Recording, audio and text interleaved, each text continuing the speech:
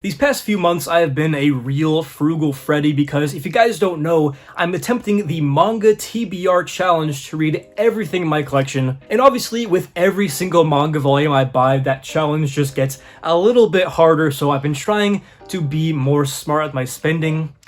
I really haven't. Hey, what is going on, guys? My name is ThePromG. Welcome back to a brand new video. Now, like the title says, today we have a manga haul, and I do have a very good amount of weird, random stuff that I've accumulated over these past couple months. And it's honestly been a little minute since I've done a haul video. I know you guys are just fiending for that ThePromG manga haul content, and you guys already know that I am here to deliver. So we got a bunch of manga to go over in this video, as well as some video games and Blu-rays at the end. I got a lot of really cool stuff to show off today in this video. So without any further ado, if you guys enjoyed this video, make sure to leave a like and subscribe for more manga videos just like this. So I say we get right into the manga haul. The first manga pickups of this month are 2 volumes that complete a very rare out-of-print set for me. That is going to be volumes 3 and 4 of Wounded Man by Kazuo Koke. Now you may be thinking, these look like 2 equally sized volumes, but if you guys haven't already seen, one volume is so much fatter than the other. I mean, this is like comparing me to Weeabra. I mean, I'm just so much thicker, hunkier, juiced up than he is. I mean, this is basically a live look at what's going on underneath this sweatshirt, to be honest. But all joke aside, we have volumes, of course, 3 and 4 of Wounded Man by Kazuo Koke, the author of Lone Wolf and Cub, and I don't have very high expectations for this series, but I've heard that it's just really goofy, and I'm all for a goofy manga series, so I'm still excited to give this one a try. And speaking of extremely goofy series, I have 3 volumes of the newly released uncensored version of... You're gonna say it? I'm not gonna say it. So here I got 3 volumes of Dog Ningen. As you can see, these are the brand new uncensored version. I think like Amazon kind of censored it. Like they couldn't have this word on the cover if it was going to be on Amazon. But DH Animations recently launched this new printing of the series with the uncensored cover. And I was actually sent these volumes by the artist Serbian Hero to make a video on the series. But I mean, this series is just so fun. Definitely on the edgier side, but I have a whole lot of fun with this. And despite the goofy plot and title, this is a very good series that I would honestly highly recommend. Now, speaking of series that I would highly recommend, I have an out-of-print volume for one of my holy grail sets that I'm trying to collect, and I'm 1 volume closer to having that set complete. Here I have Basara Volume 23. Now, for those of you who don't know, this series right here is extremely hard to find. Some of these volumes go for like upwards of $200, $300, and 23 that I have here in my hand is one of those more expensive volumes. And even though this volume is an ex-library copy, all things considered, it is in really good shape, so I have no problem adding this to my set. And I think the only volumes I'm missing now is 22 and 19, which 19 literally never comes up unless it pops up on eBay for way under market value and sells before I even know about it.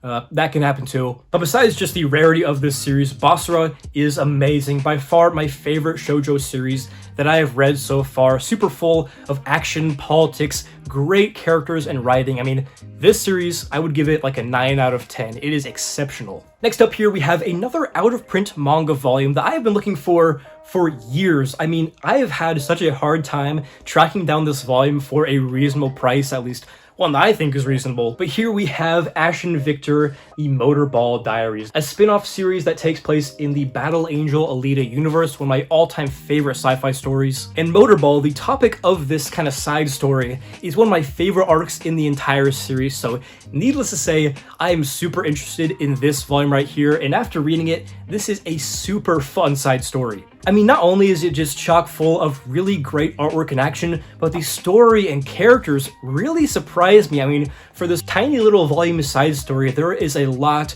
to unpack, a lot to dive into, and honestly, I think this is an outstanding addition to the Battle Angel Alita universe. If you're a fan of the series, I would definitely try and track this down. Changing pace a little bit, we have some light novels. I have volumes 1 through 3 of the 86 light novel. Now, if you watched my most recent Manga Shop With Me video, I found these 3 volumes at half price books for, of course, half price, and I was super glad to do so. This is a series that I've wanted to check out for quite some time, and honestly, haven't read a light novel in a little bit, so once I finish my manga TBR challenge, it'll be all light novels, and I'm definitely looking forward to diving into this one. And the last standard manga volume I have for this manga haul is one that I've been aware of ever since I started manga collecting, really, but I've never really been pushed to actually go and make the purchase. But I also found this volume at half-price books recently, so I decided to pick it up and give it a try. That is The Wolf Children. I believe that this is also an anime I've heard some good things about, but as far as the manga goes,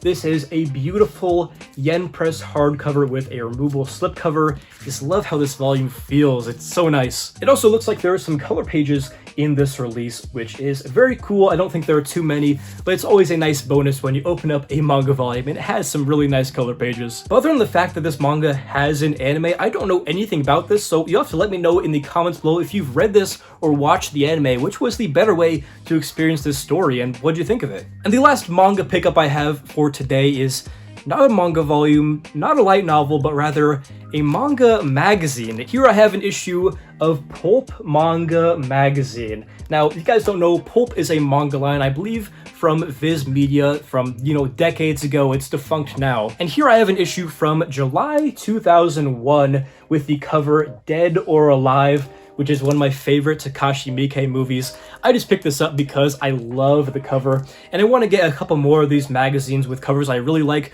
to frame and display up on my wall. But I just think this magazine is a really cool piece of not only manga, but movie history, especially Japanese, gangster Takashi Miike movies. This is just a really cool piece, and I'm very excited to put this on display. Alright, so that is going to do it for the manga haul portion of this video. Now switching gears, we're going over to video games that I picked up these last couple months. Starting off with the Nintendo DS and 3DS. Here we have Majora's Mask 3D. I recently just beat Ocarina of Time 3D on the 3DS. It was a great way to play that game. My first time actually beating a Zelda game, and I've heard great things about this remake as well, so I'm excited to play this one. Next, we have a pretty rare title for the Nintendo DS.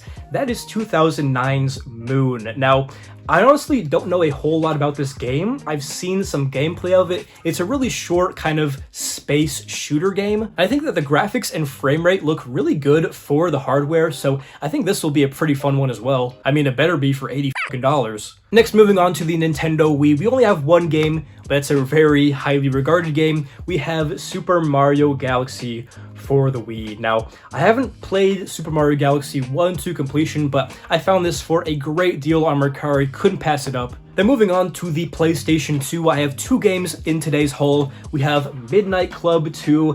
This is like a street racing game. I think looks really cool. I actually have a friend who's pretty into cars and street racing. He said that this game is a very good one that I should pick up, so that's exactly what I did. And the other PS2 game is Jak 3. Now, on my video game collection video that I uploaded a couple months ago, somebody commented that I needed to get some Jak and Daxter games, and I recently found this Black Label Jak 3 complete in box for a very good price at my local game store, so I decided to pick it up. Now, going back a generation to the PlayStation 1, I have two games here. We have Resident Evil 2 and Resident Evil 3. Now, obviously, these are reproduction cases. I'm not a big fan of the standard PlayStation 1 jewel cases, so I decided to buy disc only, get these custom cases. It was a lot cheaper than buying a standard copy, and I just absolutely love how these cases look, so I'm super excited to play these. And for my PlayStation 4 pickups, I actually got the Resident Evil 2 and 3 remakes on PS4. Obviously, same story, I believe,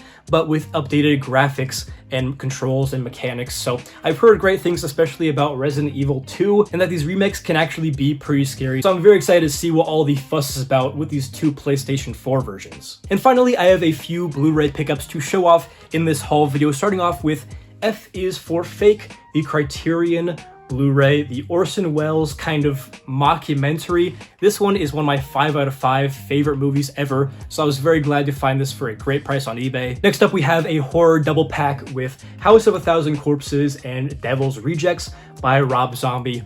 This movie, House of a Thousand Corpses, extremely good. Devil's Rejects, a little bit disappointing, but still very cool to have these movies physically. Sticking with horror, next we have Saw 2 unrated version, my second favorite movie besides Saw X in this series, and also Aliens, the sequel to the legendary horror classic Alien. Found this at my local store with a very cool textured slipcover, so couldn't pass this up. And the final Blu-ray pickup of this month is definitely the coolest and most expensive, but here we have the Halloween Complete Collection from Scream Factory on Blu-ray. Now, there are 10 movies total in these two cases right here, and this is actually a pretty pricey box set. It's out of print. I got this for around $70, but you know, that's considerably cheaper than the other Scream Factory alternative. And I just really love how this box set looks with the very weathered, worn-in style of it. I didn't do this, it came like this, so very cool release. I'm glad to finally own one of my favorite horror franchises complete on Blu-ray. Anyways guys, that's going to do it for this manga, video game, and movie haul. Hopefully you guys enjoyed seeing all these things I picked up over the past couple months. If you did, make sure to leave a like and subscribe for more manga videos just like this. So yeah, this has been ThePromG. Hopefully you enjoyed the video. And as always, hope to catch you in the next one.